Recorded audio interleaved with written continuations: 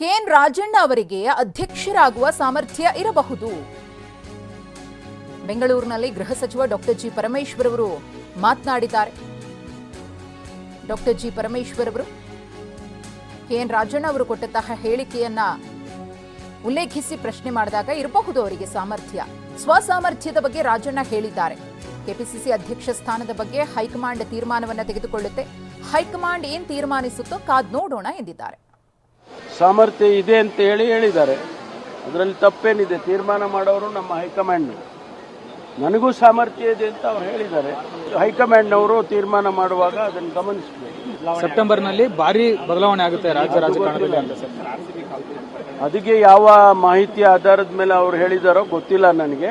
ಆದರೆ ಅವರಿಗೆ ಪ್ರದೇಶ ಕಾಂಗ್ರೆಸ್ ಸಮಿತಿ ಅಧ್ಯಕ್ಷರಾಗೋದಕ್ಕೆ ಸಾಮರ್ಥ್ಯ ಇದೆ ಅಂತ ಅವ್ರು ಹೇಳಿದ ಮೇಲೆ ಹೈಕಮಾಂಡ್ನವರು ಗಮನಿಸ್ತಾರೆ. ಅವರಿಗೆ